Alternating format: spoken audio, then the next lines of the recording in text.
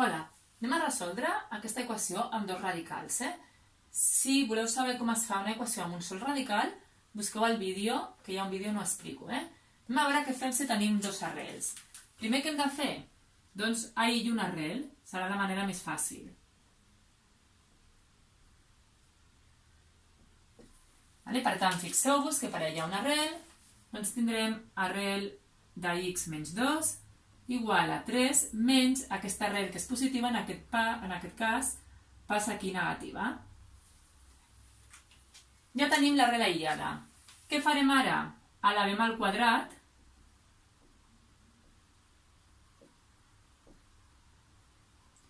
les dues bandes de l'equació. És a dir, tenim l'arrel de x menys 2 tot elevat al quadrat igual a 3 menys arrel de x més 1 tot elevat al quadrat.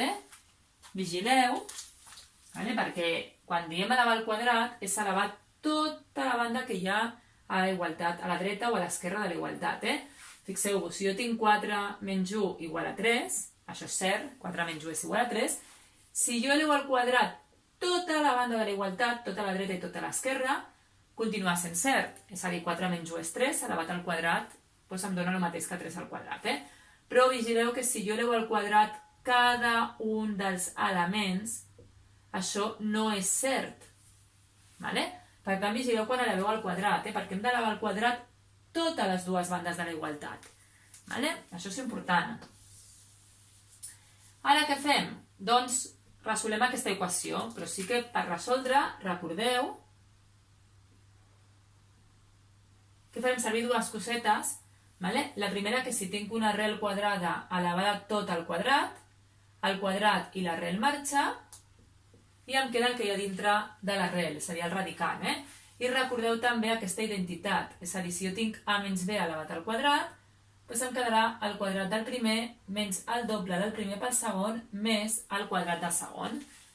I per tant, farem servir aquelles dues cosetes, quadrat i arrel marxa, per tant em queda x menys 2, i ara el quadrat del primer, 9, menys el doble del primer pel segon. Quan parlem del primer i del segon, recordeu que aquest número és el primer, i tot aquest número sense el signe és el segon. I per tant em quedarà el quadrat del primer, que és 9, menys el doble del 3, que és 6 per l'arrel, més el quadrat del segon, que marxarà l'arrel i em quedarà x més 1.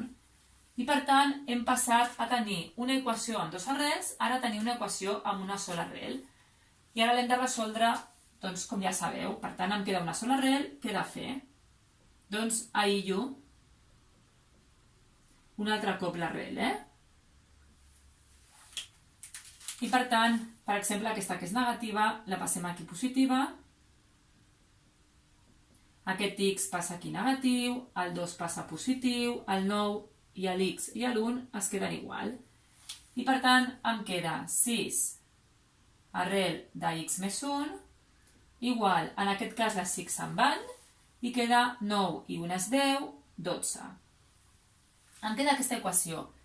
Fixeu-vos que ara, abans de tornar elevat al quadrat, en comptes de tornar a elevar al quadrat, fixeu-vos que aquest 6 i aquest 12 són múltiples de 6, i per tant jo podria dividir tota l'equació entre 6 i quedar-me aquesta d'aquí,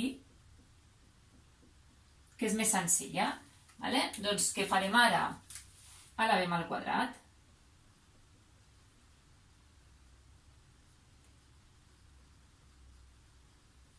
Fixeu-vos que a l'elevar al quadrat em queda una equació fàcil.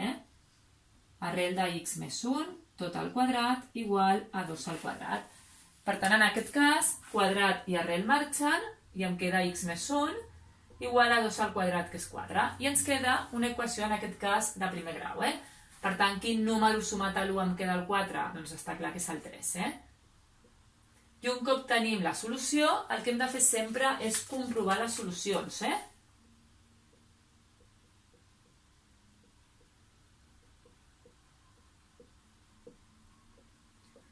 Per comprovar les solucions, l'únic que hem de fer és agafar la solució aquí, substituir i comprovar si això és cert. Per tant, l'arrel de 3 menys 2 més l'arrel de 3 més 1. Això em dona 3.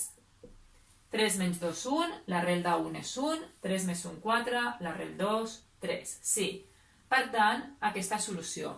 Recordeu que aquest pas és obligatori perquè a l'estar elevant al quadrat una equació, estem elevant el grau de la meva incògnita i per tant podem donar solucions falses. Per tant, heu de comprovar, perquè podria ser que fos solució o podria ser que no fos solució al 3.